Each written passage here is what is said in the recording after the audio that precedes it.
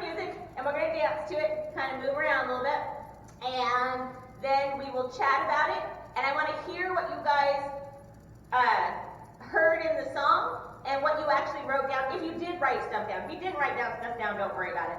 But I kind of just want to hear what it does to you and how it feels to you, and like Edna said earlier, before the song scared her, but when she counted it, she realized it really wasn't that bad. So dancing too. So that beginning slow part, you have to really listen to it because it's just that quick that it ends and pops over. So a lot of times when we're dancing to those slow, fast, slow, fast, slow, fast songs, there's a gimme, kind of like the thing you can listen for in that song, that'll tell you, oh, in the next 4 to 8 counts, we're going to go ahead and pop into fast. This song gives you like 4 counts. So it is that quick. I actually had a hard time catching it, and if you noticed, any of you, that I actually stuttered to get into it, because I didn't hear it, right? Because like I said, the internet and everything was like cutting weird, and so it was even cutting my music weird. So we'll talk about that quick into the next for that beginning part, because for me, that beginning part there is the hardest. I'll let you guys know why I choose the movements that I choose. Normally, if we're in real life, it's all easy because we're right here and we can just see each other. But with this song, the bigger the movement to start with, the better it's going to be. And I know that on the internet it's really hard to catch.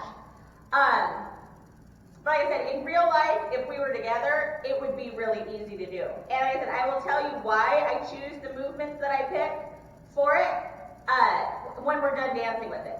Okay?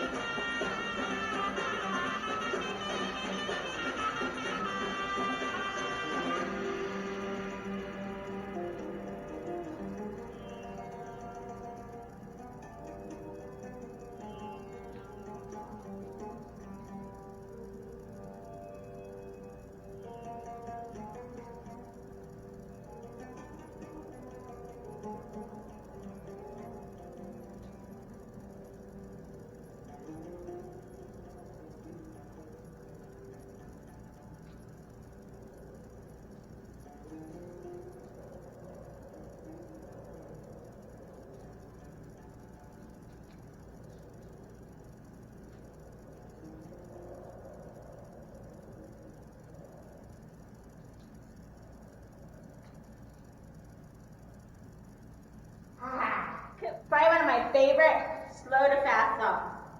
All right, so like I said, when I broke down this song, this is the way I think of music. One, I don't really hear music with my ears. I feel it from my feet. So I was taught how to listen to music or feel music from a deaf person. I always knew how to dance. I'm Puerto Rican, so I always knew how to dance, and I always had really good rhythm. But it was always like everything I did was kind of forced. And I didn't hear, because I was actually trying to listen to the music, I didn't hear the nuances that were actually happening under here that we needed to dance to. I only heard that melody and the rhythmic motion up here. So when I danced, it was always up here. I didn't get that firm grip on what was happening from the ground up. So, my deaf friend, she said, feel your music. Don't try to listen to it because you're never going to get it. And so I was like, whatever, but you're deaf, so you should know. So I did. And it made like a world of difference in how I view music, how I dance to music, how I feel music, and how music touches me. So I like to think of, I am not a dancer. I'm a dancer, but I'm not. I'm a performer. So when you're a dancer, you basically learn a bunch of moves, and you put them together, and you go out, and you regurgitate, and you dance those motions, right? When you're a performer, you actually learn those motions because you have to, those dance movements, but you put them together like a poet. So you're kind of trying to string them together in a different way that actually goes with what the music is saying, as opposed to what you're trying to shove into the music, because this is my group of dance, this is my song, I'm going to put it in there. Instead of, this is my group of movements, this is my song, and I'm going to melt them together. And they're going to draw from each other. So, what I was saying earlier about how I pick movements to go with this song is I like to think of it as a layer cake. So, on the online tribal page, there is this. This is the broken down list of all the movements that we have. It's pinned to the top of the Ivory Tribal online page. It's pinned to the top in announcements. So, whenever I think of dancing, I also think of cards. Don't show everybody your entire hand all at once. You want to get their attention, but you don't want to show them everything that you're holding in your hands. So, in this portion of the song, you're supposed to build it up as you dance. So, for that first fast portion, I have a drill. It's called the Peas drill, pivot, bump, Egyptian, Arabic, shimmy. So those are the 4 movements that I like to put into that beginning portion. The reason why is because even a level 1 student knows the pivot, bump, choo-choo, the Egyptian, the Arabic, and the shimmy. If I did it in that order, it was like I just did actually. I did it with the pivot, bump, Egyptian, and then I did the Arabic, and then I went to something else. But I like to keep the beginning portions of my music, of my song, very super basic. So, but dynamic. Because what you want to do is you want to show the audience, look what I have, but you know that that right there is just the basic of what it can be.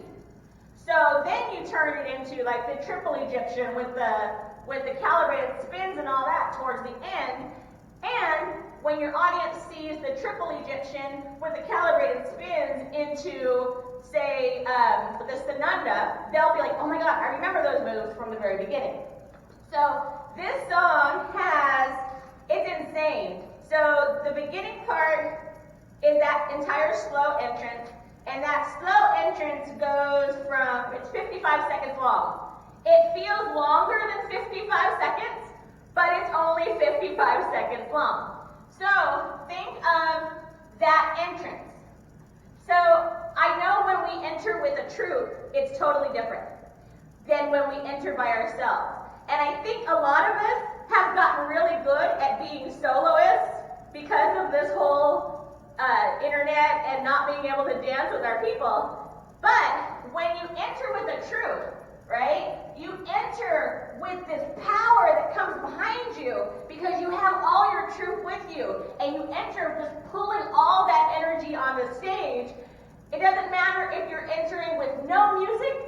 It doesn't matter if you're entering with a fast song. It's that power of the tribe, of the group. I don't know if I was using the word tribe, sorry.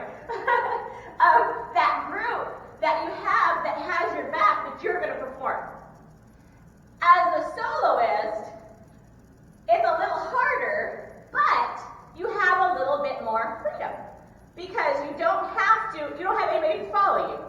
So you can add the extra spin and not worry if someone's going to catch it. You can add the extra zhuzh and sauce to that and not worry about if someone actually caught that. And you can also worry about, did I mess up? It doesn't matter because I'm by myself, right? So don't worry about that. But your entrance has always got to be the grand entrance. It doesn't matter if you're walking in. It doesn't matter if your arms sweeping in.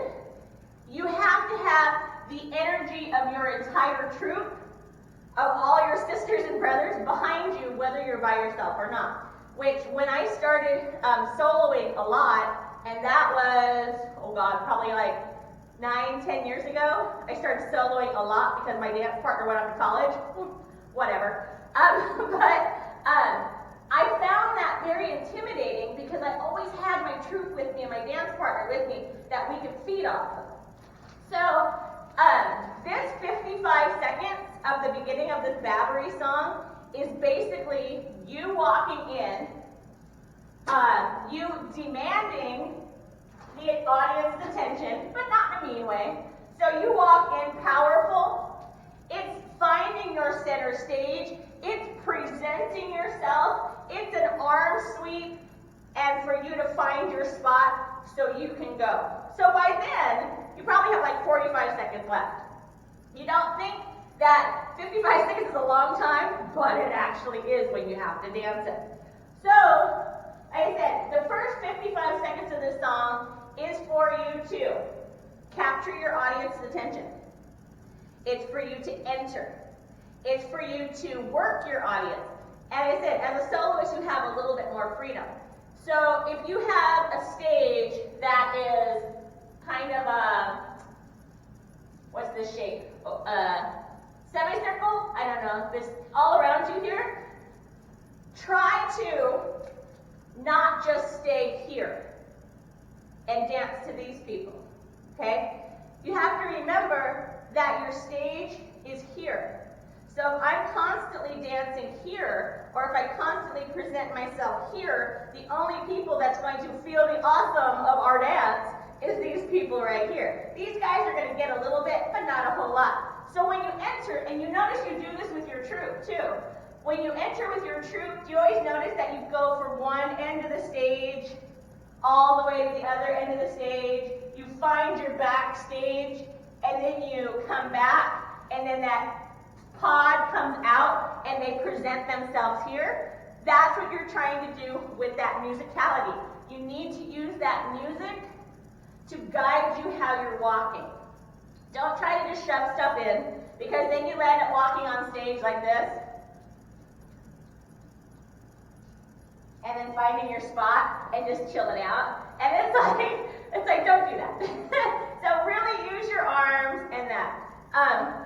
So for that first 55 seconds, like I said, that's to get on stage, find your spot, gather your audience's attention, make sure they're watching, and then from 0.56 to 102, which is like 46 seconds, that's when the fast starts.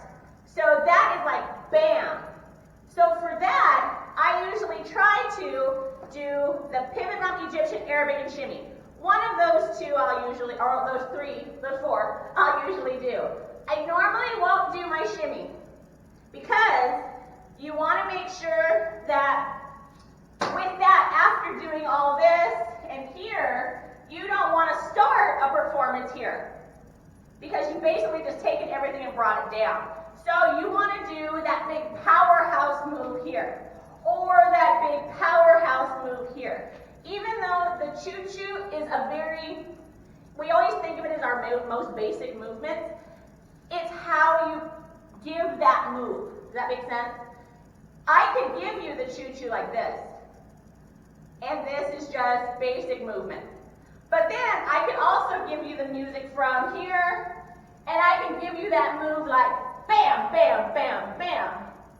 Okay, so even the most basic movement can be dynamic if presented properly with what the music is saying. So on Battery, you can tell I love music. So with Battery, that first punch of that song is like bam. So if you don't want me to go into the Egyptian, that's fine. I know it's kind of hard to follow online. But if you chose to go into the Egyptian by yourself, do it. If you want to go into that pivot bump, really own that pivot bump when you go into it, okay? So that first section of fast, keep it basic. That way everybody can follow. This is also true with troops. What you should be doing with troops, what I do with mine, is I don't know, I let my troop, even my babies, perform because I teach chorus very early. So even if they're not coming out into the pod, I make sure that they know chorus. So even after like level 1, like the 5 weeks of level 1, my baby dancers here in the house, they know the chorus. So I reward them and I say, okay, you guys can get dressed up, but you're going to stay in the chorus, okay? And then, so I let them come out with us. I don't let them, but you know what I mean. So by keeping my movements and the segments of the song to levels, I actually make it more welcoming and warming to the other people who are dancing with me.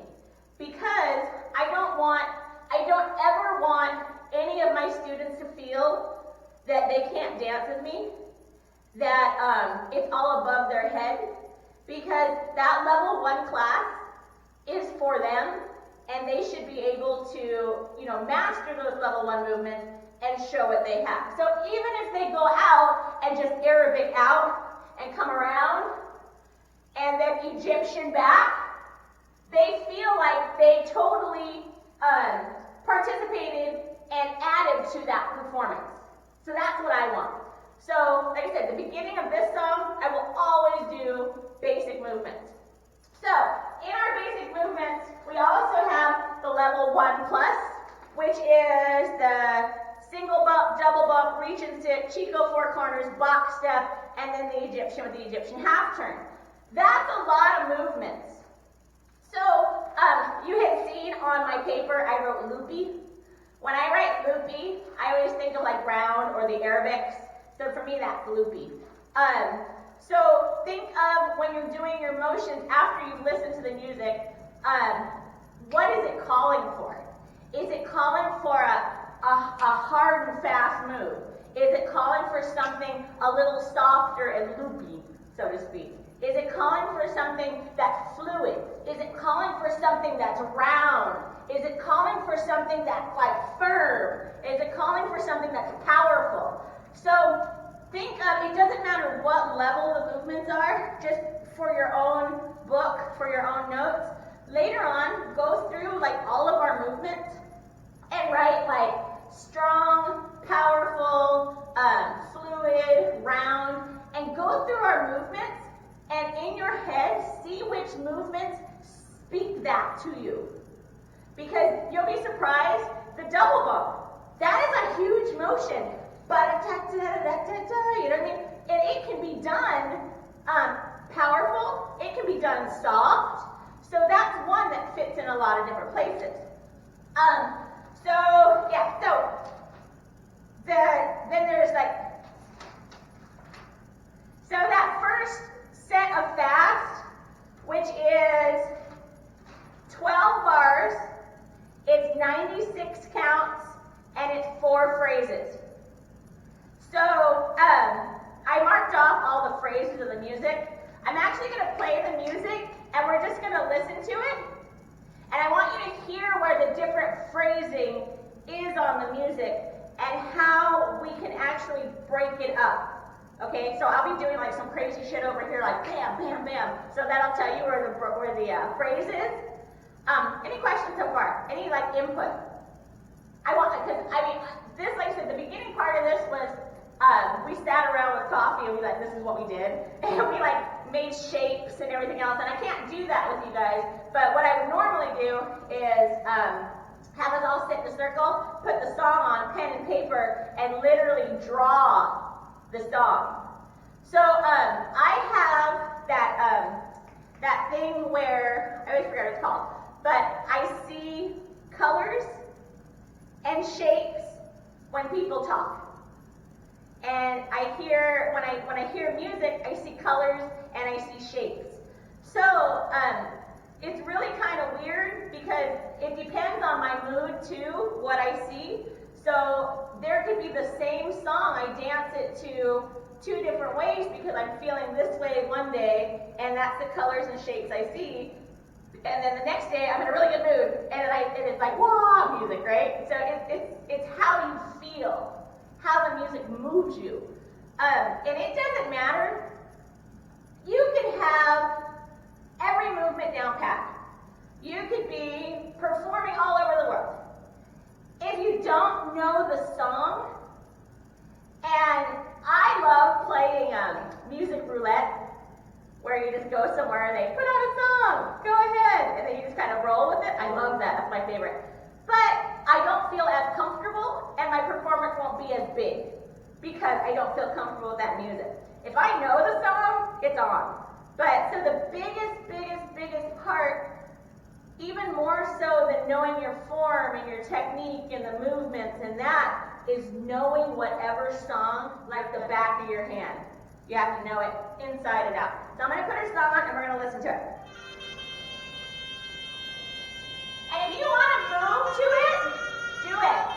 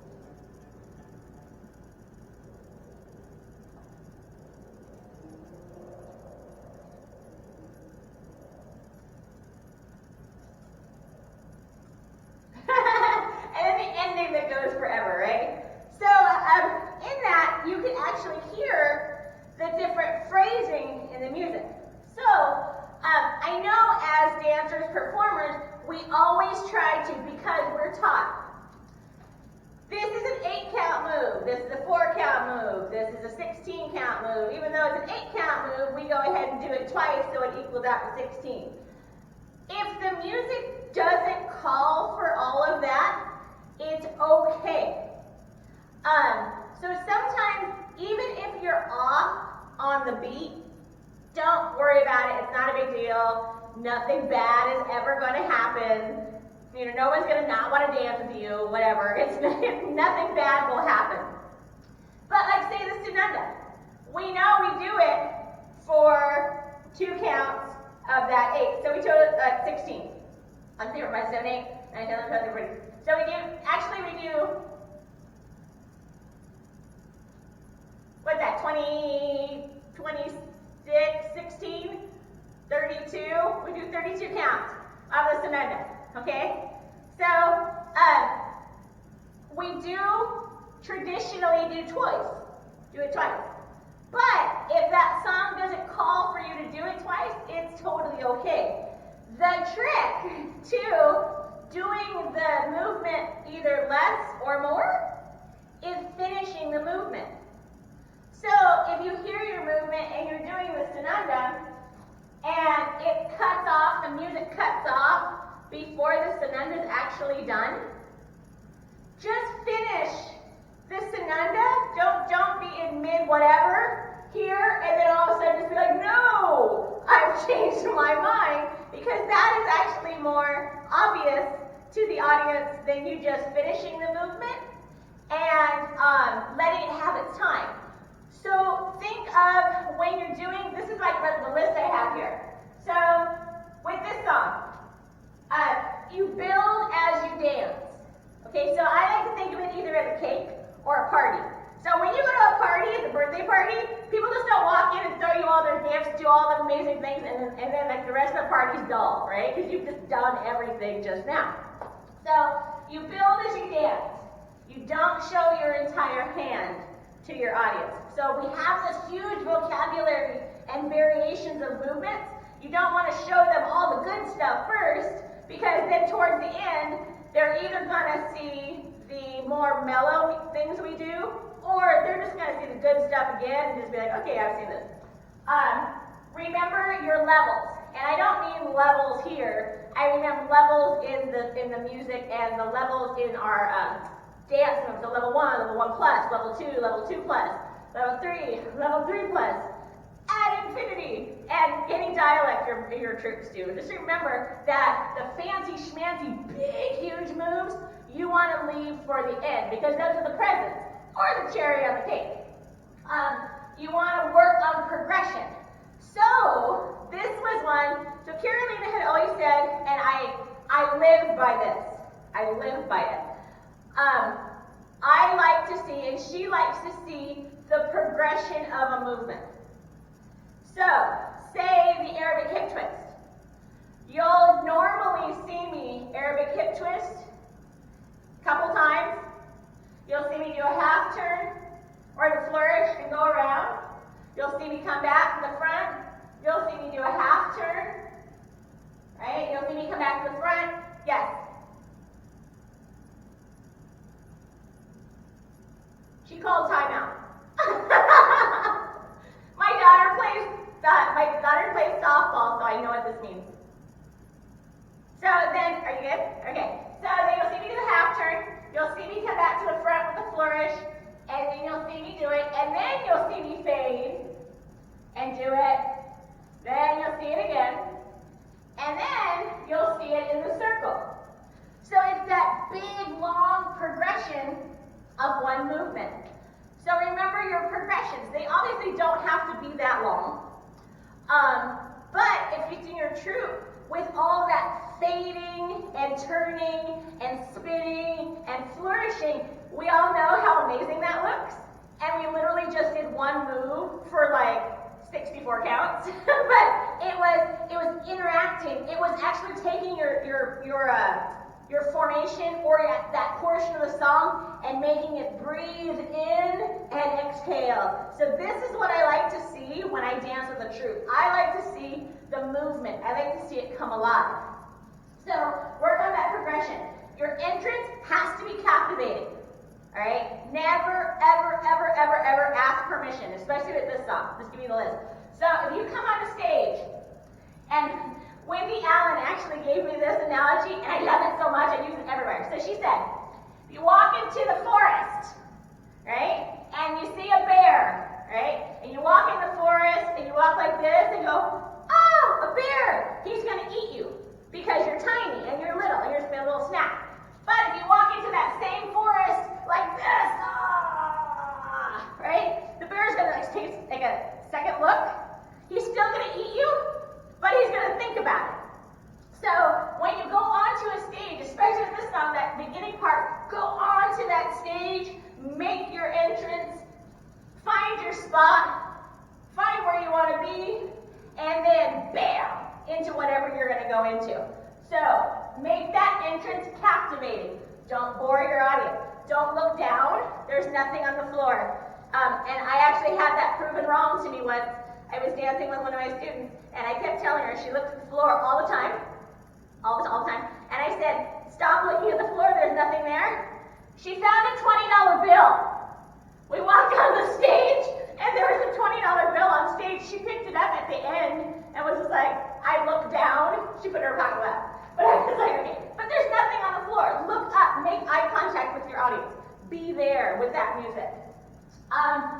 Build your layer, your performance, prepare your audience for what's happening, so you have to prepare them for every portion of the party. It's time for you to come. It's time for cake. It's time for hot dogs, that kind of thing. Your eye is on the prize, so you know what the ending's going to be like, but you have to make sure your audience wants to see what that is like. You lead the audience into what you want them to see. You lead them through the entire performance so they're on the edge of their chair.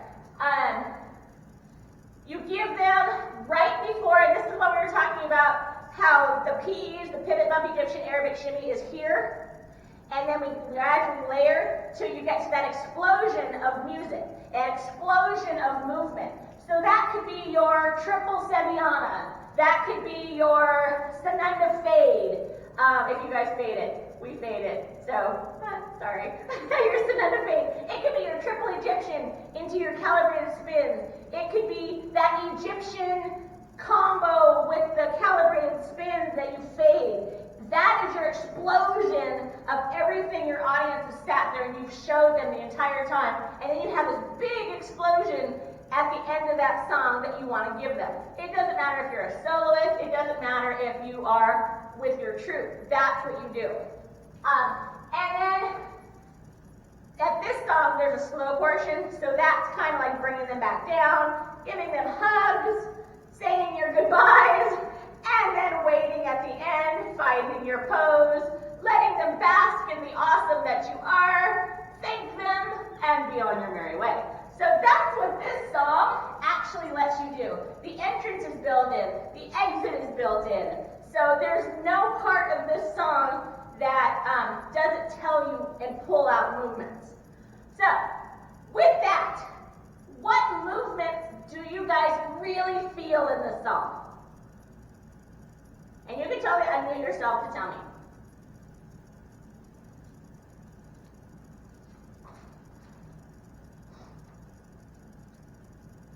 So I have, okay, yay.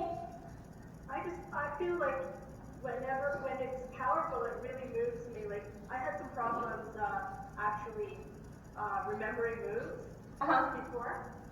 So I would like lose it, and I'd be doing something simple because I couldn't remember anything. But now, because I've been taking lessons with you, I'm not overthinking as much. You know what I mean? Yes. Like I'm feeling it now, rather than thinking about it too much. I would get thinking and get scared and then lose everything.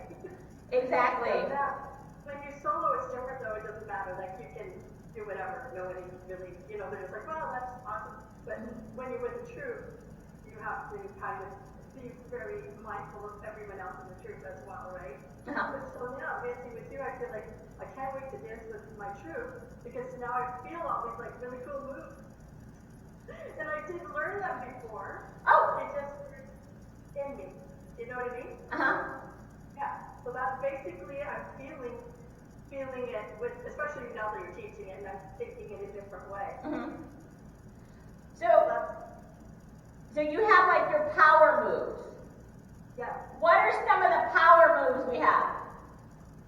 Well, I think the calibrated spins, which I finally got down with you, that's a power move that I would probably like pull out halfway or 3/4 of the way through.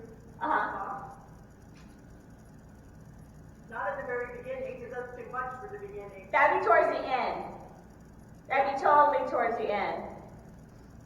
So like the beginning part, like I said, the P's, the Egyptian, the Arabic shimmy, pivot on the Egyptian, Arabic shimmy, those are perfect for that beginning part. And then you go into like your single bump, your double bump, your Chico four corners.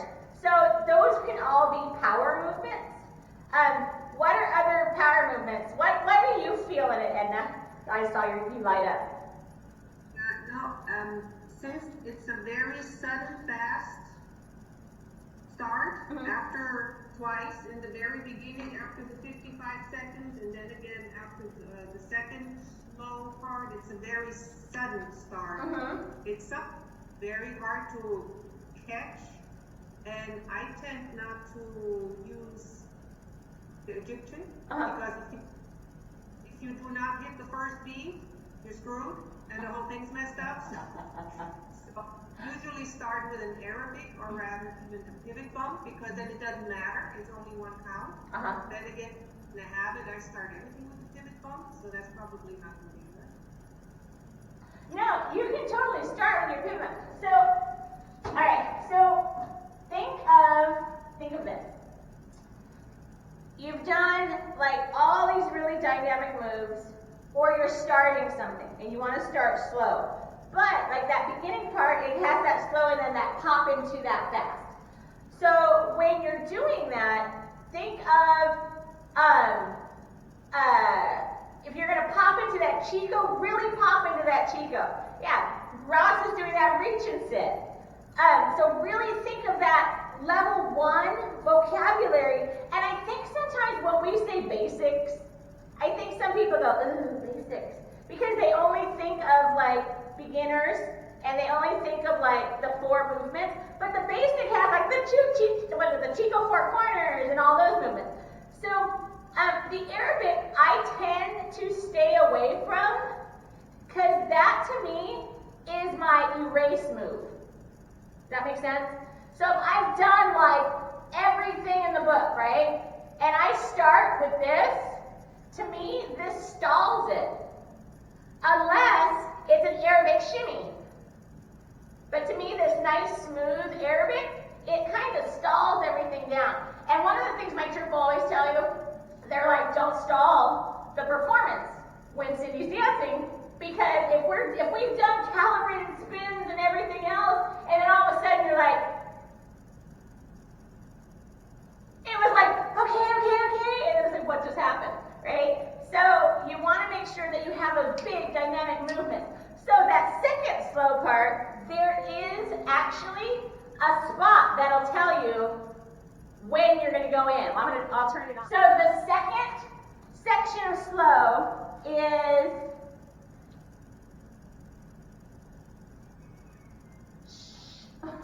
3 minutes. It starts at 3 minutes, so it's 3 minutes to 129. If you listen to that section of slow, it actually has a beat, right?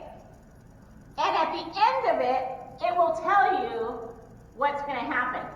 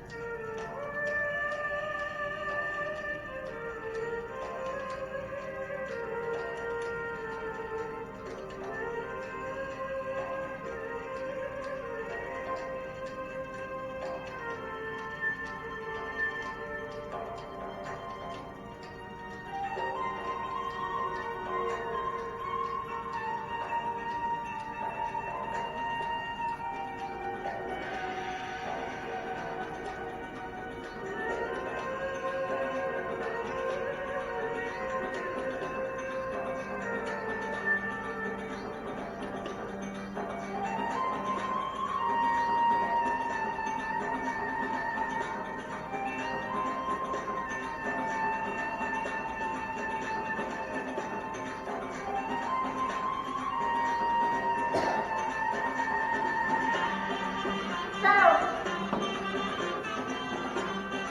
if you listen to that part, it has that 1, 2, 3, 4, 5, 6, 7, 8 underneath it. All right?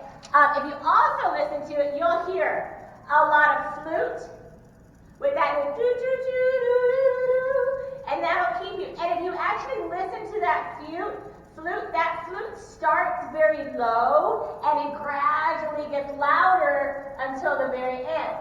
There's also, towards the middle of that, actually in the beginning you can hear it's like a little like a little shaker. I don't know what they're called. They're chicken. But you'll hear that. And it starts out very low, and then you'll hear it start getting louder until that very end. You'll hear it build, and you'll really hear that shaker. There is 4 counts of a really loud shaker. So it's a total of like 32 counts. So watch, listen. And that'll actually tell you to go into the flood.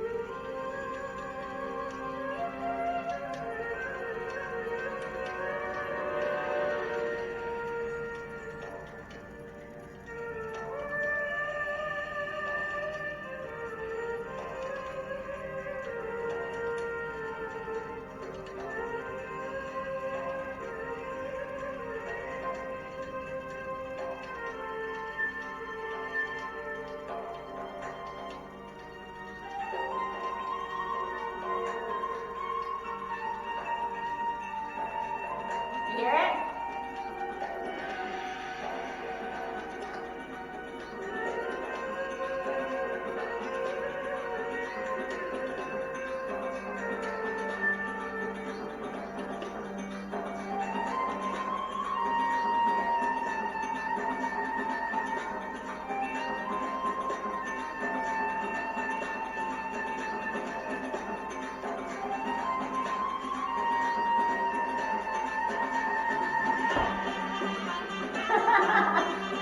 So, actually listening to that slow portion, it actually tells you when it's going to start. So that always gets me. I don't know about you guys, but this always gets me because now that I know that's there, I will anticipate that forever.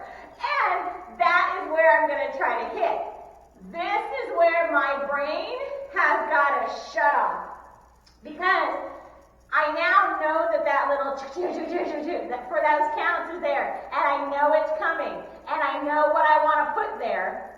So you'll see me doing da da da da, no, da da da da, no. So you'll see me trying my hardest to catch it. If I don't catch it, you'll see this little face because I didn't catch it.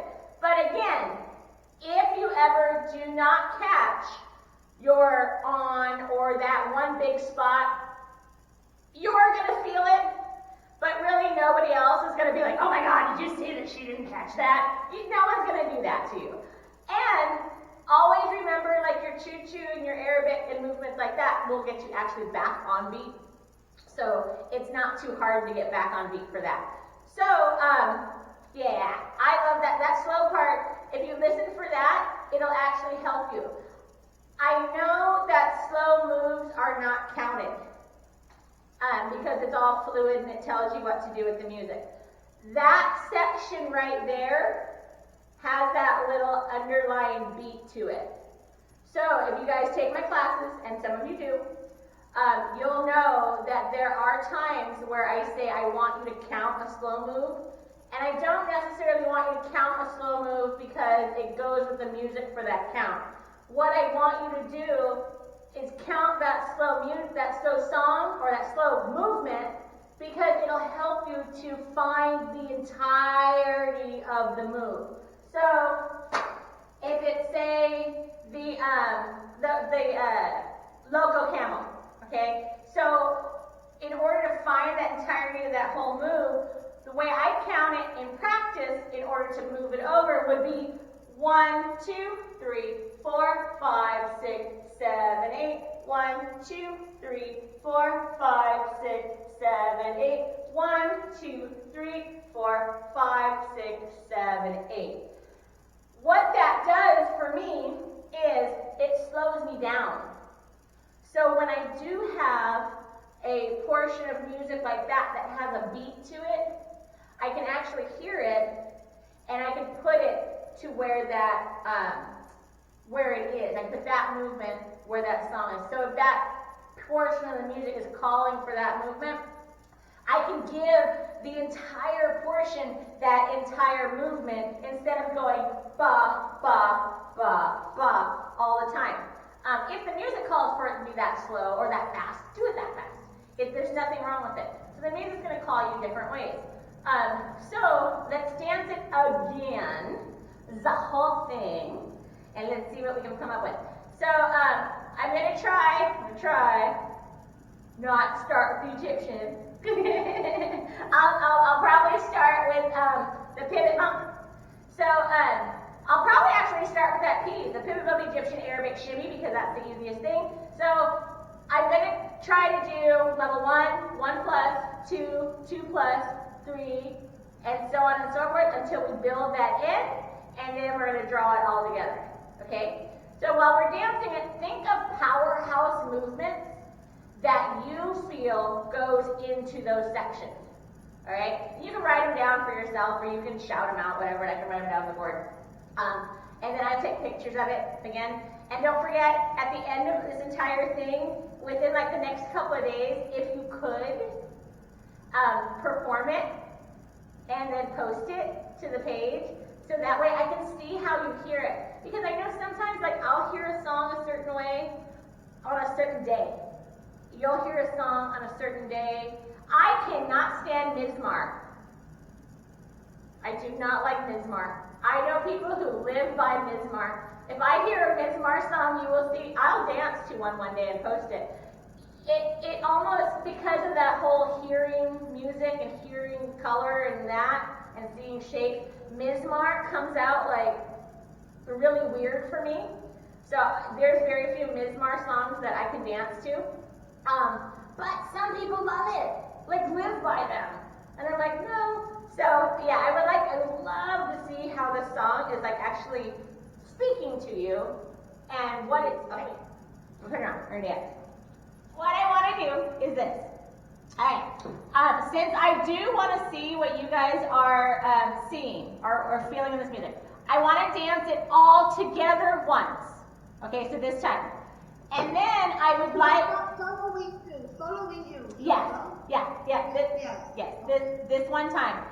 When we are done doing that, what I would like to do is put the song on and actually have you guys dance it in your own. And I'm going to watch. Because I want to see what movements you're seeing in the song. So this is more or less just all of us dancing together right now. And then I'll play it again.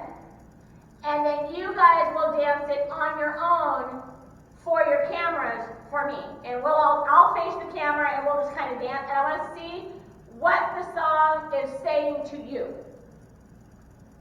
Okay? Make sense? So, I love this class, but it's so much easier to teach in person. All right.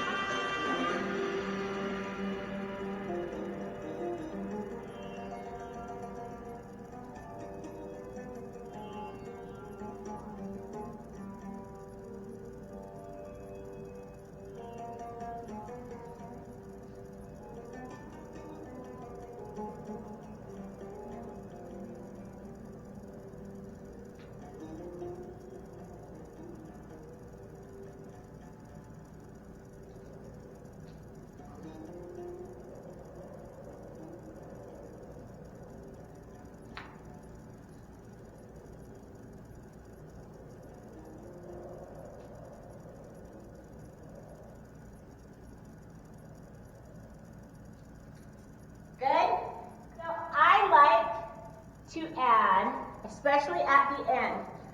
I like to add the torso twist half turn or that circle step half turn at the end of that song for the simple fact we've just done everything in the book, right?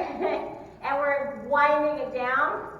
So that last little bit after we've done a few moves, if you do a torso twist here, it's kind of like, look at what I've just done. And just in case you missed it, here's the back of the awesome of what I just did. And it also is a lot of movement.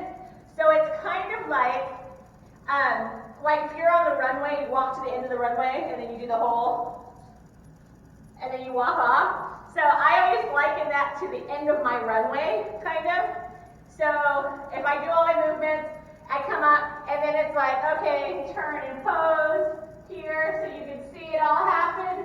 And then I'm coming back up to you here, so you can see it all happen. And then I step back, and then I pose. So I liken that to the end of my runway. So, I love that song so much. All right, I'm going to put it on again. I want to see what you guys are seeing in the music. What is it pulling from you? Okay. I'll start it at the end of the song. That way it gives you a little time to regroup. Ready? And you're on stage. How would you stand on stage? How would you perform?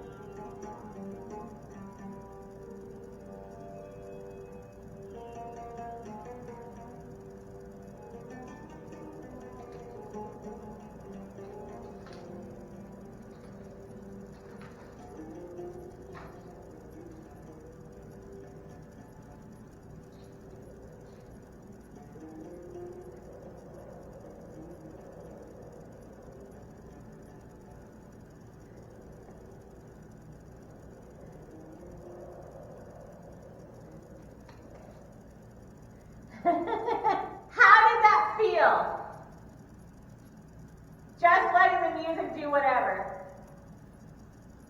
So it's harder than it seems just to let the music do its thing, because you've heard the song now. You know how I dance it because you danced it with me. You hear now those different hits and drops. And now what you're doing is you know the movements that have the hits and drop. So now you have a preconceived notion of what movements should go in there. So you're trying to put those movements in there, which there's nothing wrong with that.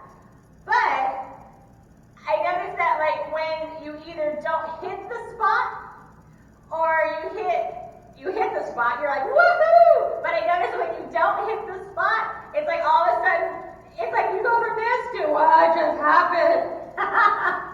So you just really have to let the music pull things out of you.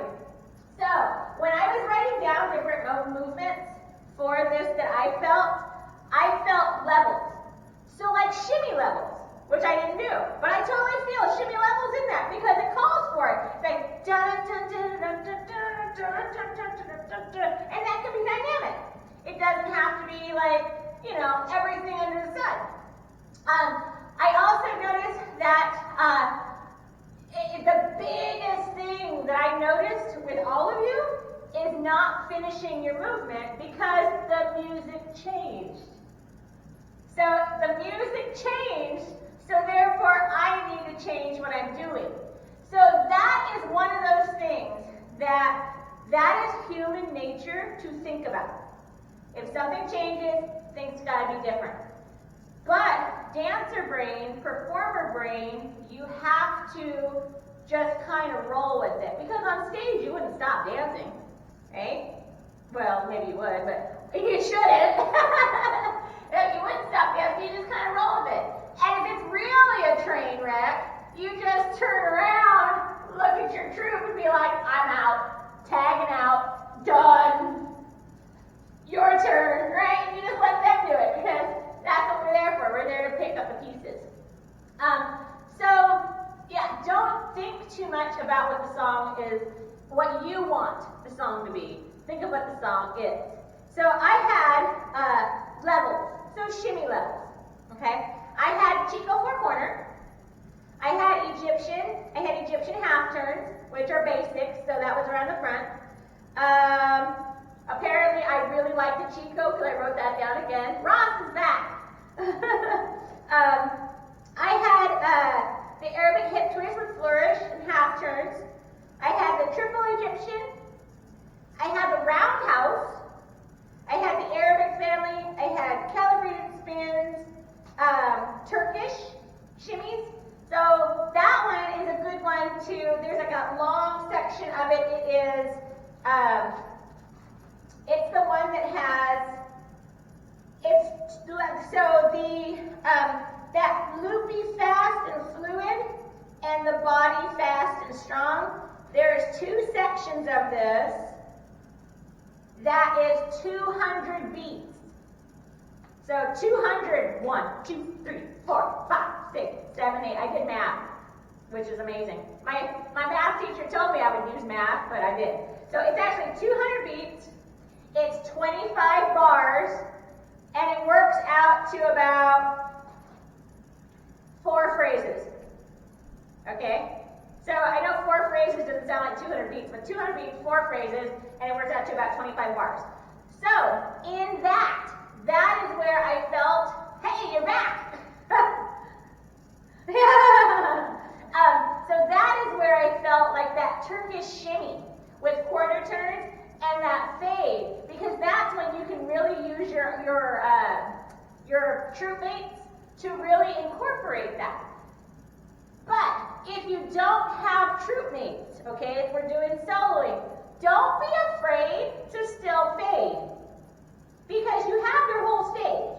So don't be afraid to use that. So if I'm doing my Turkish shimmy here, 1, 2, 3, 4, 5, 6, 7, 8. 1, 2, 3, 4, 5, 6, 7, 8. 1, 2, 3, 4, 5, 6, 7, 8. 1, 2, 3, 4, 5, 6, 7, 8. 1, 2, 3, 4, 5, 6, 7, 8, and 1. Okay? So don't be afraid to use your space. One thing that I have learned and I have forced myself to do during all of this crap is continue to fade. Continue to circle up. Continue to do all the things that I did with my truth. Because this right here is making us all one-dimensional, and it's forcing us to work on soloing, which ATS is not, right? But this is making it so we're stronger individual dancers. So when we all come together, we're going to be a freaking powerhouse. So that's the way I'm looking at it. I'm not looking at it as I have no one to practice with. I'm looking at it as I know everybody is taking classes with everybody. And when we finally do come together, it's going to be a powerhouse of Fat Jazz Belly Dance style, because we're all going to have figured out who we are as dancers, as opposed to what's my role in the troupe. So this song, when you danced it, like I said, I saw a lot of hesitation, because with the hits and the phrases and the beats and the frame changes and all that, I saw, okay.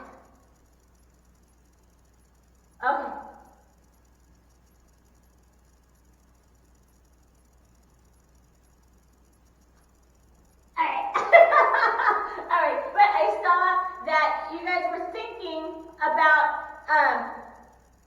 where the music was instead of thinking one move ahead. That makes sense? So you guys now know the song, like the back of your hand. So I'm going to do it again, and I want you guys to dance to it again, but I want you to think not only about the movement you're doing, okay? I want you to think one move ahead. So when you're doing that, use the end of that phrase, if it's slow or fast, use that end of the phrase to put your arms and place your legs where they need to be to start the next move. So you're always going to think one movement ahead. Just like when we do, say our Arabic to our choo-choo, right? So if I think one move ahead on that, it's going to be 1, 2, 3, 4, 5, 6, 7, 8. I know I have to go flat foot for my choo-choo. 8, and 1, 2, 3, 4, 5, 6, 7, 8 is up, and. So I want you to think about what's going to happen next. Instead of just finishing that, figure out how you're going to float them together to go with the song. Okay? So I'm going to put the song on again.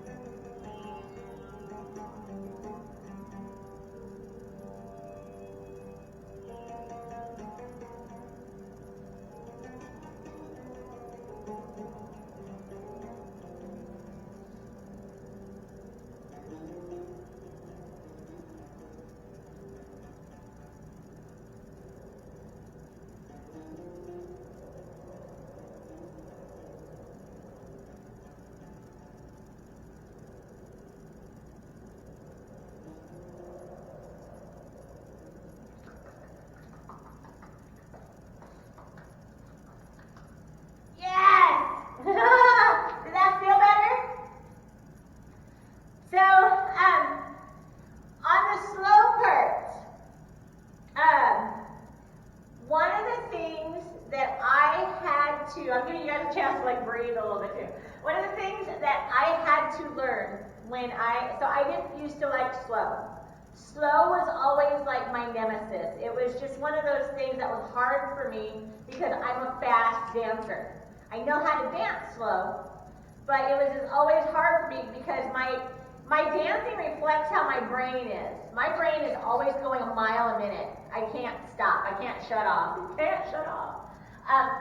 So I had to learn the beauty of stillness. And somebody told me that. They're like, you need to learn the beauty of stillness. I'm like, I don't know what that means. They're like, you have to learn that even something as simple as standing there with a hand floreo, or a float of your arm can be just as beautiful as a big dynamic star return. So I had to learn the beauty of stillness. So I noticed that with the slow portions, you guys have a lot of movement, which is cool, which is totally cool because it's slow movements and that's what we put in. But the slow portion of this song for me is also a chance for me to rest. Because this song is like so bam, bam, bam, slow, bam, bam, bam, slow, bam, bam, bam, slow. So take that slow portion as a chance to rest. So you don't have to always shove all the movements in. I know that, like I said, we have a huge vocabulary and we want to showcase what we're doing.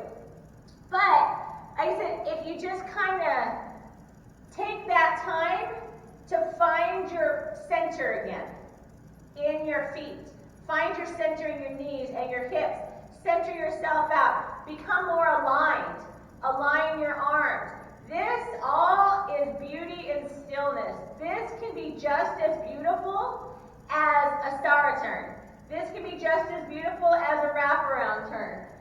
Something just full of lines and angles can be just as dynamic as our great big dynamic slow motion. Plus, this song too, since it does go slow, fast, slow, fast, slow, fast, it's usually one we're going to use in a set. So know that there's going to be other pieces of music that are going to call for those big movements. And if you are performing this as a soloist, don't blow your wad, for lack of a better term. If you punch, punch, punch, punch, punch, punch, punch through the whole song, by the time you get to the end, you're going to, all right? And you're going to go off stage and you're just going to be like, whoo, I just need a minute. So you need to give yourself and your body a chance to actually absorb everything you did. Because believe it or not, if you actually, when you're done performing, if you just stay perfectly still, you should feel yourself tingle.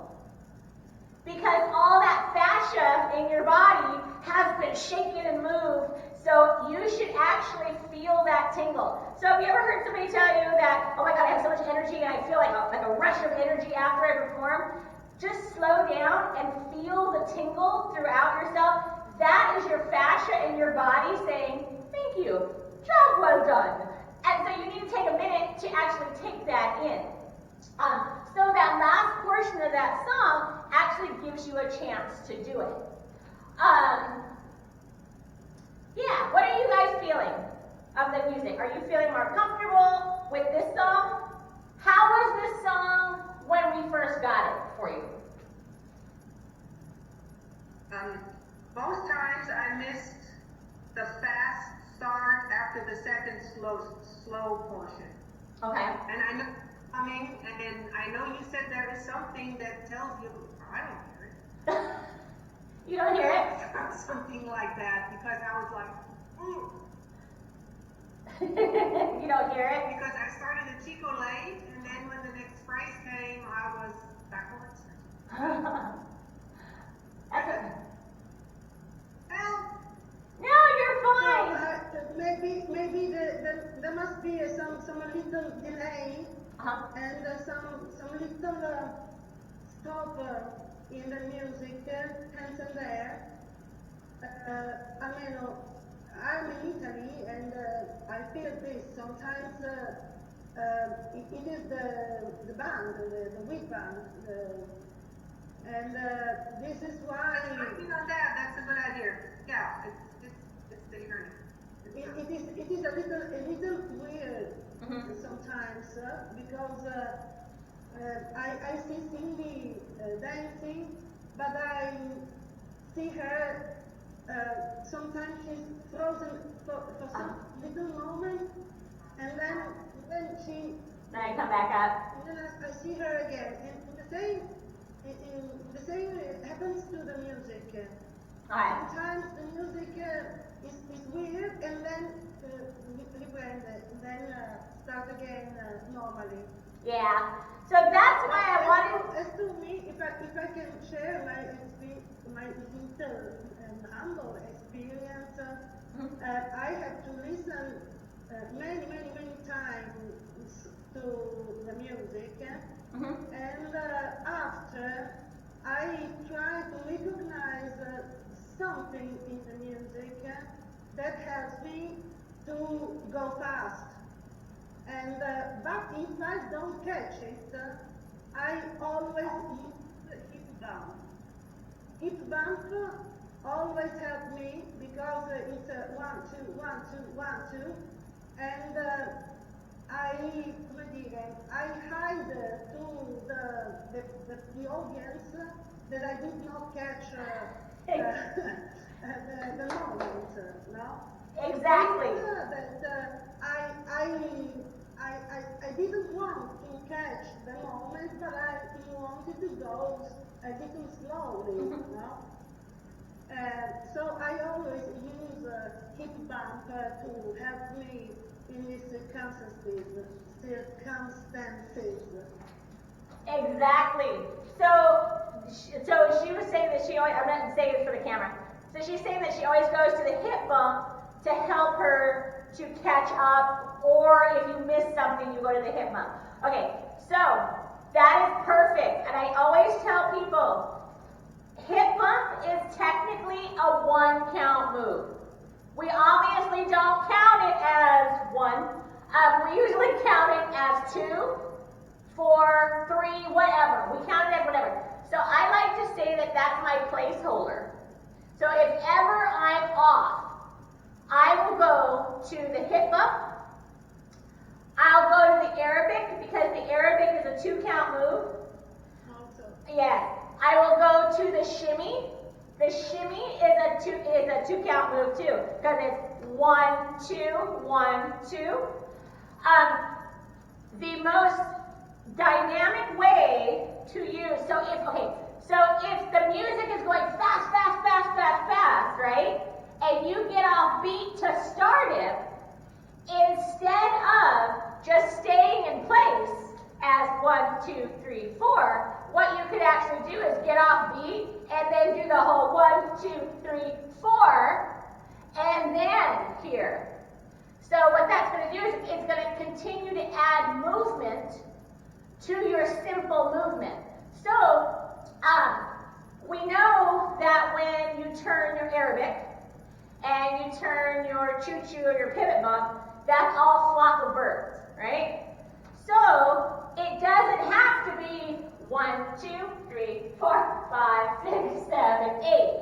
If you're off count, you could go 1, 2, 3, 4, 5, 6, 7, 8. Shit, I'm off count. You could easily 1, 2, 3, 4, 5, 6, find your spot, and then go into whatever else you're going to go into. So that is perfect, Ross, because finding that thing that makes you okay in our movement is huge, because our movements are so big and they're so dynamic and they're so bop, bop, bop, bop, bop, bop, bop, that if we get off a little bit, it's like you panic a little bit because I know I'm supposed to do this, but that Arabic or that pivot bump, it's like a safe place you can go to catch up and resume from there. So that's absolutely perfect.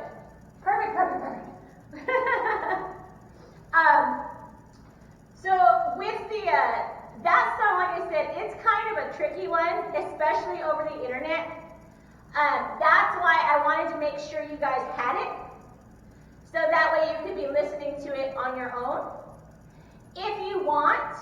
we can do, if you guys have that song queued up on your computers or your music, I don't have to play it.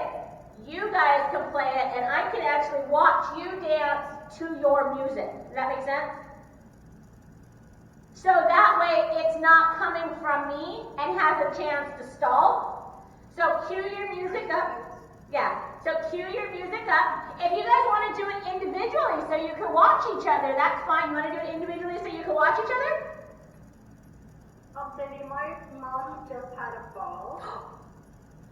She's in the hospital, and they're doing x-rays on her hands. Oh no.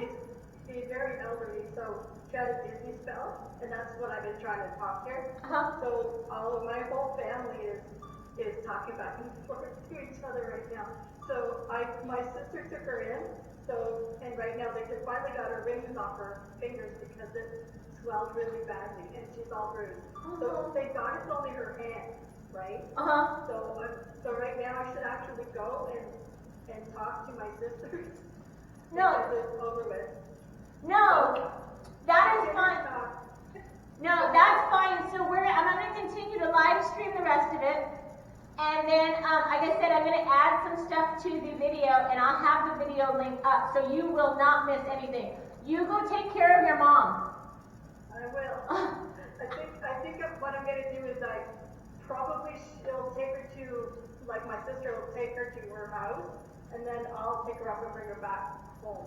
We all live like far away, and you can relate to that, right? We don't live next door to each other. It's all like a half-hour drive here, a half-hour drive there, so. Yeah. All right, well, yeah, so this is awesome, and it really makes me think a lot more about the music and the mood. I'm a little distracted in the last hour, though, so that's it. No, you're fine. You're fine. You take care of what you need to take care of. This will all be here for you when you need it, when you can. I love you. You take care of your mama. Love you too, sweetie. Bye. Be safe. Drive careful. Don't be crazy. I will. All right. Bye. Bye. Bye.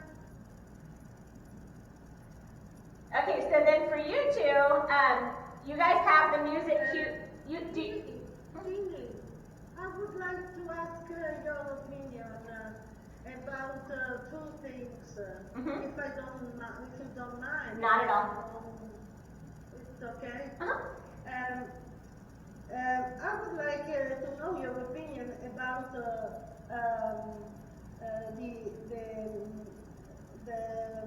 the fact that some people say that the audience like sometimes to see the same step in the same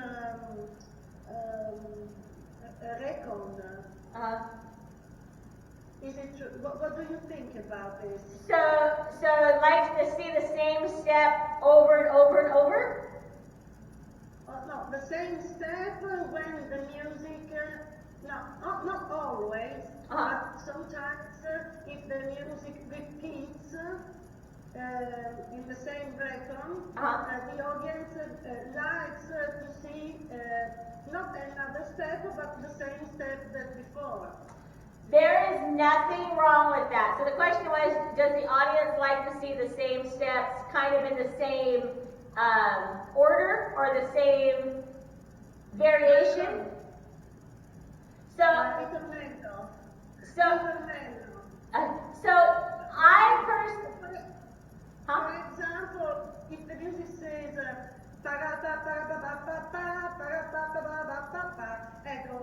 if you do once the Chico Four Corners,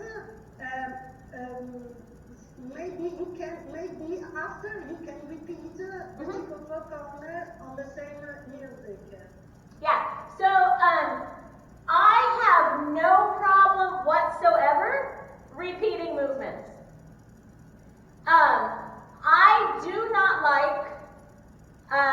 Okay, how do I word this? I don't like clutter, and I don't like confusion. So to me, sometimes, and this is just my opinion, sometimes people will put too many moves into one phrase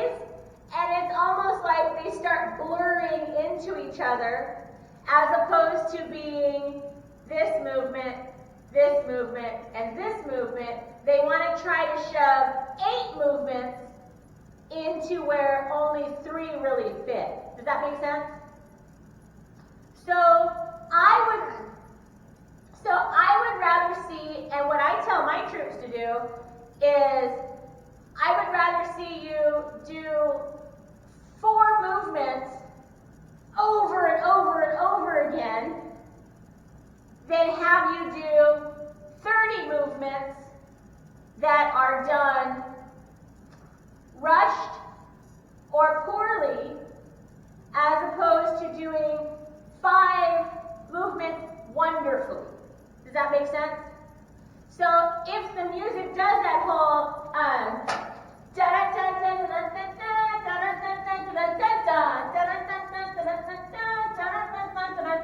I just did it. But if my brain's not going, there's nothing wrong for me to do it one more time. 5, 6, 7, 8, and then 1, 2, 3, 4, 5, 6, 7, 8 into something else. Don't overuse a movement, but if you're either caught up in the music, because sometimes we get tangled. It's like we get tangled in the music. You know what that means? So I do sometimes where my brain kind of goes everywhere when I dance. I get tangled sometimes in the music, and I don't know where I'm at in the music. Does that make sense? So I have to take a minute to figure out where I'm at. So I will repeat. So if you ever see me repeat a movement more than like 2 or 3 times in a row, chances are I'm tangled and I'm trying to find my way out. So it's not wrong. I would rather you recover like that than try to keep shoving and shoving and shoving movements in to this one phrase that it gets tangled and jumbled. And they almost, so new dancers, you'll always find, like baby dancers, they get all of their vocabulary. And then when they dance on stage, they want to show you everything they have. So they just start layering, move upon move, and just shoving them all in there. And before you know it on stage, it's very clustered and very cluttered. So to repeat a movement like that, it's perfectly okay. I have no problem with it. Now, if you repeat it like 12 times, I'm going to be like, it's like, what else you got? But yeah, if it helps you to find your spot, there's nothing wrong with it at all. I would rather you do that than get tangled up in where you're going. Also, take the time, and Edna's heard me might say this before, take the time to figure out where you're at. So our performance angle, I have my box now. So our performance angle is here, right? So sometimes what happens is we get tangled within our own box because we don't take the time at the end of every move to figure out where we're supposed to be. So the Chico Four Corners is a perfect example of how it'll go from Chico Four Corners to Chico Four Sides, because you'll start out here, here, here, and here, but what'll happen is 1, 2, 3, 4, 5, 6, 7, 8. So you see how my body's now this way? So then when I do my second one, it'll turn 1, 2, 3, 4, 5, 6, 7, 8.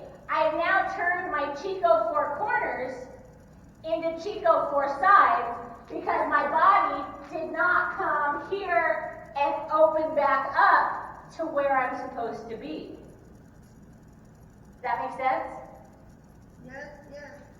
So, I think maybe you can turn and do the Chico Four Corner on the opposite angle.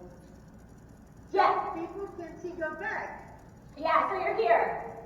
Here, 1, 2, 3, 4, 5, 6, 7, 8 is where you're supposed to land up there. But what happens? Then turn on yourself and do it in the other angle.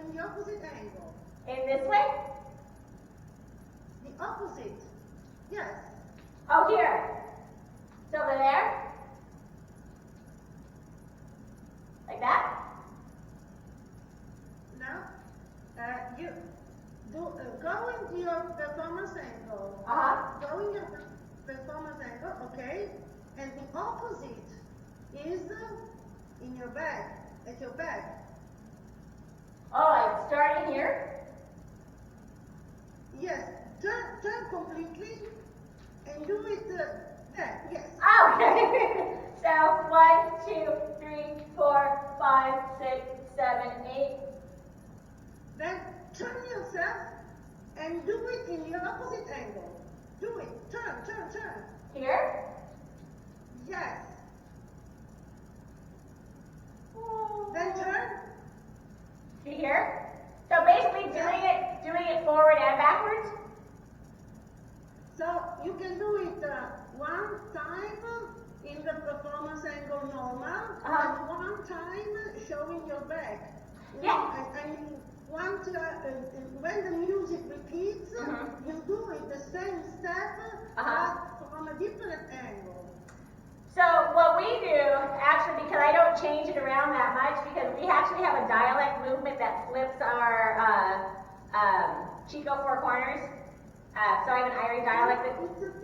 No, it's not a dialect. It is a thing that I taught now. It's not a dialect. No, but Irie has a dialect where I flip my Chico Four Corners, and the cue to it is actually flipping, but we're not going to get it. So what we do is I like to play this game. It's the post office game where you do one thing and then you whisper it to someone else and they have to pass it on and pass it on and pass it on, right? So what we like to do is we like to do kind of a form of post office. So when we have audience on that side and that side, what we'll do is we usually do this with the Egyptian or any 4-count move that flips us around. So what we do is 1, 2, 3, 4, cue our half here, right?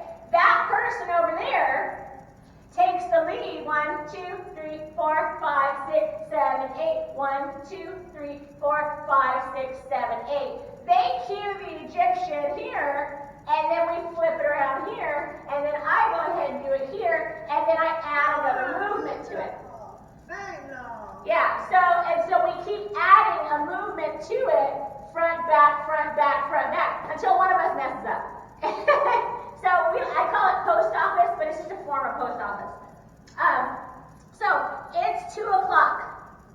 So what I want you guys to do is, you don't have to do it today, but you can do it while you're fresh. I want you to keep dancing this song a few more times. Like I said, you don't have to do it today, but I would like you to record it and actually perform it, if that makes any sense. So when the song comes in, give me an entrance and really demand that attention. Remember, be comfortable in the silence. Be okay in the stillness. This is perfectly okay for you to gather your audience's attention because I'm big. I'm taking up space. When you hit it, if you hit that spot, it's great. If you don't, you don't. Go into your choo-choo. Go into your Arabic.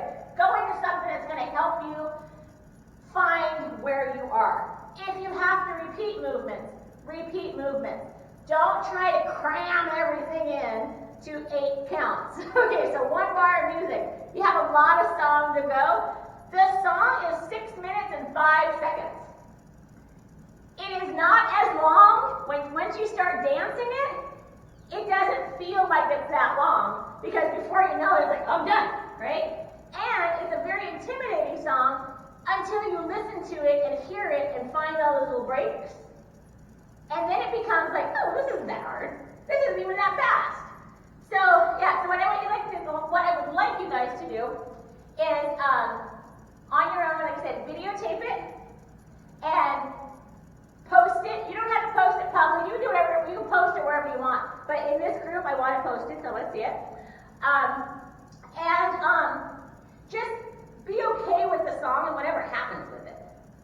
Did this help as far as counting out the music and finding the bars and the different motions that went with it. Did this workshop help you guys? Okay, good. So like I said, it's 2. So I will let you guys go enjoy the rest of your Sunday, whatever's left. Post the videos when you can. Keep practicing. And I really hope one of these days we can all actually get together and dance. I mean, even you, Ross, in Italy. So I would love that so much. Yeah, just remember, know your music, know your alignment, know that whatever you do is a gift to your audience. So don't try to shove everything in at once. Kind of build it, like the cake, the layer cake. Keep building until you have that cherry on top. Your audience is going to appreciate that because it's not going to be so chaotic in their brains as to what they're watching. So you really want to make sure that what you're giving is from your heart, and you feel it, and you're working with the music, and you're working with the movement to be able to give your audience exactly what they need. They don't know they need it, but exactly what they need and what you're trying to portray to them. And then at the end, just enjoy the stillness and accept it, and just feel that tingle. Every time you dance, you're going to get a tingle. Just let that happen. And most importantly, when you get off stage, just know that whatever you did, you left it on stage. You left your gift, you did it on stage. Good, bad, or indifferent. You did it, you left it on the stage. Don't carry it off with you. If you messed up, leave it there. Don't carry it off with you. Don't come off stage and say, oh my God, did you see what I did? Oh, because what you did was you went out there, you performed with your whole heart, you gave everything of yourself, you gave a gift, you gave your knowledge, you gave your happiness, you gave your joy, you gave whatever it was, and then you walked off and was like, oh, it wasn't good enough. It's always good enough. Okay? So don't ever do that to yourself, because the person that can talk you down is yourself. And so even if you're in your own practice, think of, this is what I did, right? Pick 2 beautiful things you did. Say, did you see my Arabic? It was amazing. Did you see my Egyptian? It was amazing. But my choo-choo wasn't so much. So kind of sandwich that in. 2 positives, and then that little negative that you're going to work on. Don't dwell on that negative, okay? Because that's actually going to show through, and that's going to eat your confidence. And if, this is my little soapbox, if somebody comes up to you and says, oh my God, that was amazing. Oh my God, you're so beautiful. Oh my God, I wish I could do that. Just say, thank you. Just say, I want, just say thank you. And let them feed you. Because if you come back and say, oh, wasn't that good, or I did this here, or I did this here, they're going to be like, what they saw wasn't genuine. That's how they're going to feel if you tear yourself apart. So just say, thank you. I had to learn how to say thank you. But I appreciate you guys more than you know. I love you. And like I said, I'm going to add a few more things to the video before we edit it. Hi guys.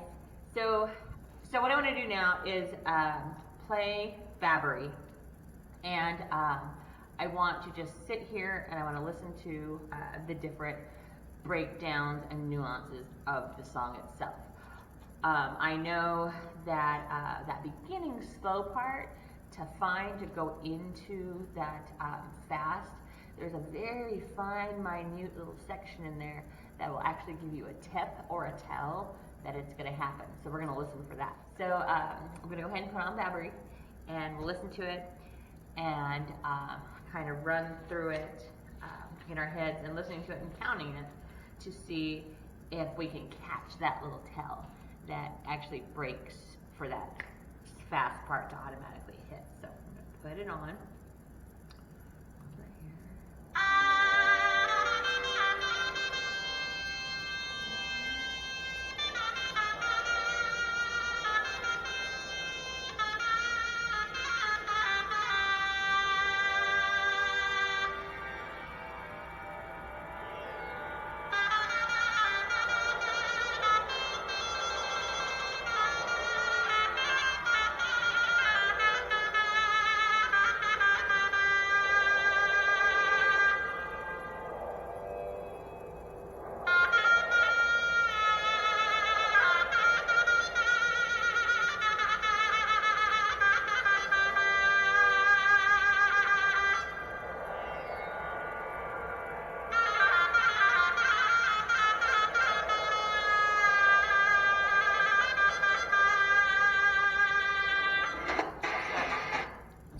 right there, it's at 55 seconds. So the slow portion of the song is from the beginning to 0.55. So right at, if you're at your computer, or if you're able to actually break down and watch the music happen. So right at like 50 seconds into it, you'll hear all the whistles. And you'll hear it goes, da, da, da, da, and then you hear a little bit of that, and that right there is that 55 seconds.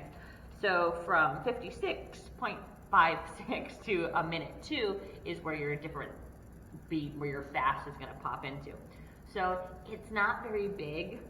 It's just one of those things that when you listen to the song, you really have to train your ear to listen to the whistles, and then hear those drums, and then hear that little that brings it right into that fast section. So do that again. Beginning. I love this song. There's so many layers to this song. You just really have to know the song in order to be able to catch all the little hits and pieces to it.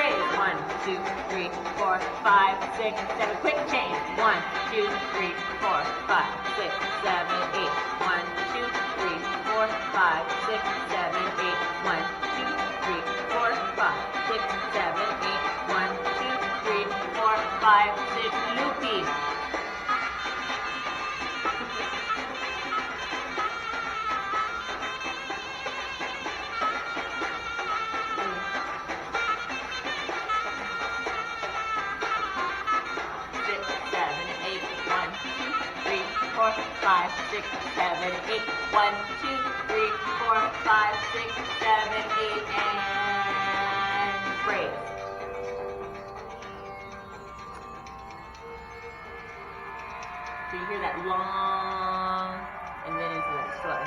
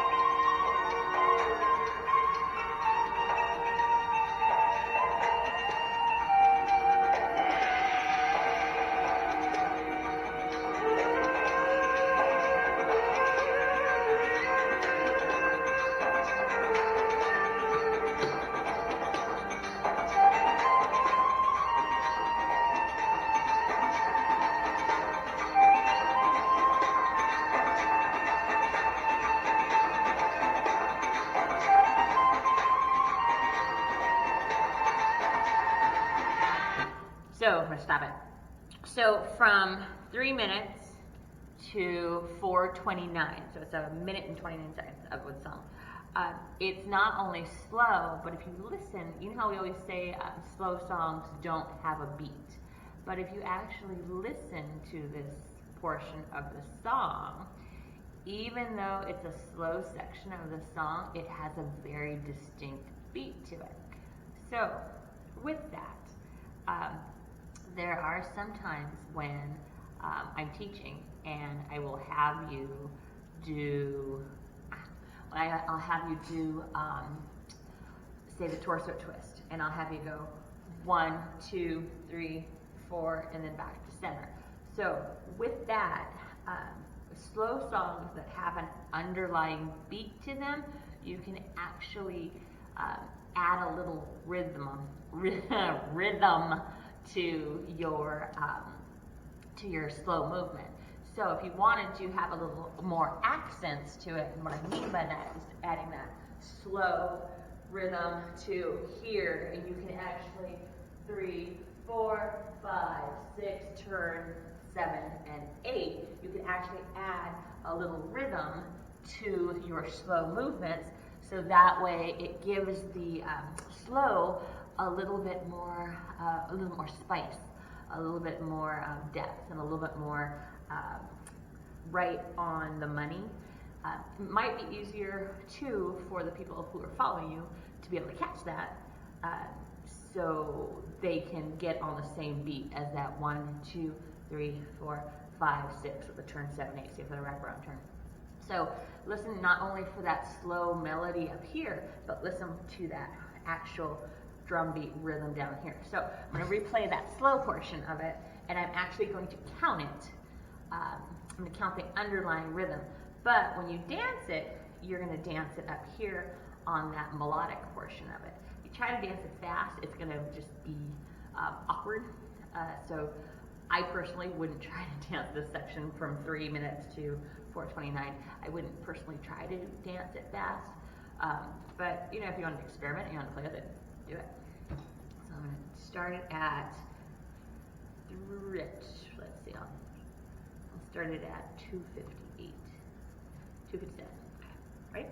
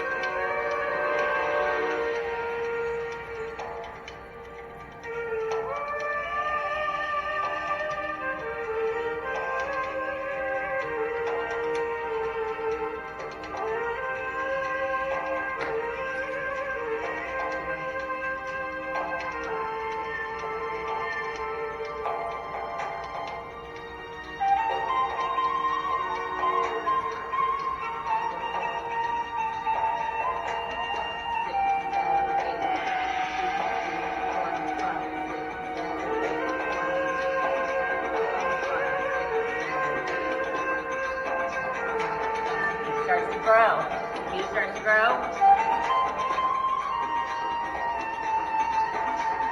1, 2, 3, 4, 5, 6, 7, 8.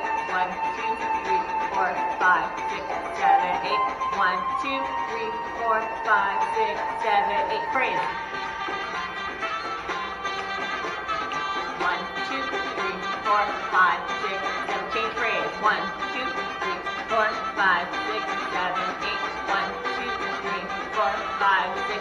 Phrase change. 1, 4, 5, 6, 7, 8. 1, 2, 3, 4, 5, 6, 7, 8. 1, 2, 3, 4, 5, 6, 7, 8. 1, 2, 3, 4, 5, 6, 7, 8. 1, 2, 3, 4, 5, 6, 7, 8.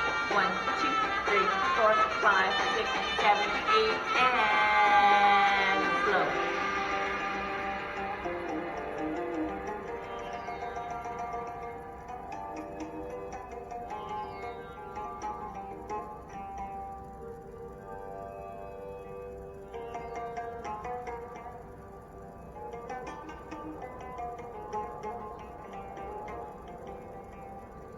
the rest of that song is, all of the rest of the song is just slow, and there's no distinct beat to it, there's no anything to it. It's just very slow, and it kind of just peters out. So it's kind of giving you a chance to gather everything that you've done. It's giving you a chance to, you've taken your performance from your entrance, you've exploded onto the scene, you've had your slow dramatic section of it, then you exploded back onto the scene, then you had your big finish, and then this last slow part actually draws you back in, so it kind of comes full circle in the whole song, and then it gives you an opportunity to be able to bask in what you've just done, let your audience embrace what you've just done, and it also gives you an ending. So if you're ever wondering, do I dance to the very, very end of the song, you can, but when I dance to the song, I always use that last little bit as my final arm sweeps, final torso twist, and then my bow. So it kind of is an all-inclusive song. The song itself is like, I think it's like 6 minutes and 5 seconds long, so it's a pretty long song. So if you can use that beginning slow section for your entrance and your dramatic opening, and then you can use the end of it to draw everything together, and then use it as your bow and your exit, that's the perfect amount of time you have. So I actually wrote down, I had posted pictures already in the group for you guys, but I wrote down this for myself to let you guys know, to kind of give you how I vision the song. So that entrance, that beginning part, oops, I just dropped it. So that beginning opening part, that is, 0 to 55 seconds. So I use that. You're going to use the music to capture the audience's attention, and it's going to be very slow and fluid. So not only are you using it as your opening and your entrance, but you're also using that to be able to, if you're with a troupe, you're using it to gather your troupe up and get everybody in the spots they're supposed to be in. And then you're using it to gather your audience's attention. So this one doesn't necessarily have to be the biggest, most dramatic movements we have. It can be arm sweeps, it can be arm undulations, it can be torso twists, it could be a camel, it can be pulse turn, it can be any of those things that's going to center us, so to speak, so we can start and really be ready and grounded to start that fast section. The body and the fast section of the song, what I like to do is this encourages the audience to join in, so to speak. So that fast section, first fast section, I want to not necessarily blow the socks off of everybody, but I want to be able to show them kind of what we have in our arsenal, but not everything. So it's like you don't want to show them everything that's in your handbag before you start taking things out one by one. So that one, it's kind of like you do your Egyptian, your pivot bump, your Arabic, you do your half turns, you do in personal circles. That is drawing the attention of your audience and drawing the interest of your audience into what you're doing, so that way they're like, hey, this is pretty cool, I'm going to keep watching this. So there's a third part in there, it's kind of a loopy, fast, and fluid. So this is where knowing what movements, the shapes of different movements that they make is going to be huge. It's going to be huge. So the loopy section of that song is very Arabic. So you figure you have your Arabic half turn, you have your Arabic hip twist with half turn, sorry, you have your Arabic hip twist, you have your A-swat, you have your Arabic your Arabic 1, 2, 3, that's the one I'm thinking of. So a lot of those fluid, sultry Arabic movements go really well in there. This third body of it, it's like fast and strong. What you're doing, the segue, and you're using that little segue to build anticipation. So it went from your opening fast to your loopy section of it, where it's like, I got your attention, I'm holding your attention, but here's some more of the things I do. This next one, you're going to segue and you're going to build your anticipation. So here's where you're doing like your double backs, your double back half turns, your A-swats, your Turkish shimmy with half turns, and movements like that. So you gather their attention here, and they're just like, something may happen, and then it goes back to a little loopy section. There you can do your Arabic with deltering. It's still an Arabic move, and it's still very loopy. Gives you a lot of shape. You could fade that with your with your troupe. So you can add a lot of motion to what you're doing. After that, it goes back to a fast dynamic. So there you can put in like your calibrated spins. I wouldn't put in like the triple Egyptian into calibrated spins because remember you still have one more little slow spot that's going to take everything you've done thus far and let it all marinate, so to speak. And it's that melodic part, but it also has that rhythm for that fast. It's going to go into that fast for the slow. So if you can use in that slow section that has that rhythm underneath it, you could do your Saras, you could do your Medusas, you could do your drops, you can do your levels, you can do your fades, you can do your loco camels, any movement that's going to be slow, fluid, graceful, but big to grasp the attention to keep it. And then that last fast part just explodes. So here's when you're going to do like your Sevillanas, you're going to do your triple Egyptians, you're going to do your reach and sit is a good one to do. So you're going to do all of those really big dynamic movements that draw your audience attention in and tells them where to look. You want them to feel that energy because you're going to need that energy for that big finish at the end. So after you've done your big finish, that's when that last slow portion comes in. This is your chance to do a dramatic and graceful entrance, or exit, sorry, because you've already done your dramatic, graceful entrance. But this is for your section where you're going to do your dramatic and your graceful exit. You're going to acknowledge your audience. You're going to acknowledge your troupe members. You're going to thank the stage, if you want to do that. You're going to gather everything you've done. You're going to gather all that energy. You're going to, do your turns, your last minute look at me's, and then you're going to walk up to your audience, take your bow, back off, do a couple arm sweeps, and then skadoosh off the stage. So Battery itself has a lot of different pieces to it, a lot of different places where you can build excitement and anticipation and not just give them everything they have, or everything you have in your bag all at once. Less is more. Especially knowing this song, less is definitely more. Less at the beginning as you build and build and build and build and build and gradually give more. So I'm going to go ahead and dance it one time. It's going to be on the video, and then we will get this video edited and put up.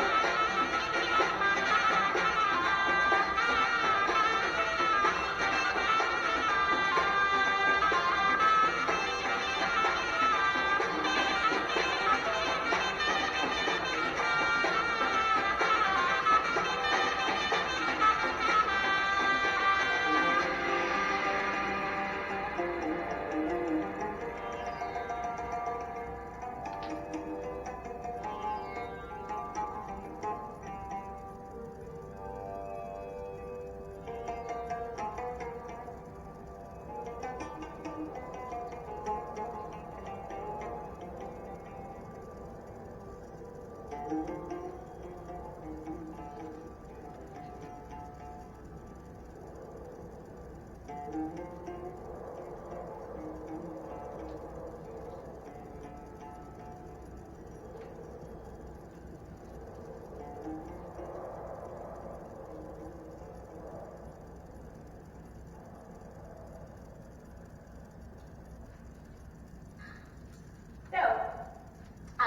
like I said, with that song, it's going to give you a lot of play. It's going to give you a lot of time to know the music. It's going to give you a lot of time to feel the music. It's going to give you a long enough time to be able to do an entrance, an exit, and all that body in the center of it. So you really want to utilize that song and have get as much out of it as you can. Even though it's 6 minutes and 5 seconds long, it's not that long. So I highly encourage you to get paper, write the song down, make squiggles, make lines where you're feeling different things. Not necessarily pre-playing your song out, but plot your song in your head. What movement goes here? What movement goes here? What can go here? We have a huge vocabulary of movements, especially now with dialects and everything else. So use that to your benefit, to your advantage, being able to give a deeper, more meaningful, more a performance that has a lot more substance to it. I hope you enjoyed the workshop. I really enjoyed teaching. I love musicality. I love music. I like what the music does. I like how it pulls movements out of you. And even though we're thinking inside the box, I like the way it kind of tries to make you think outside of the box every once in a while. And it is okay to think out of the box every once in a while with movement and gestures and intention of your movements.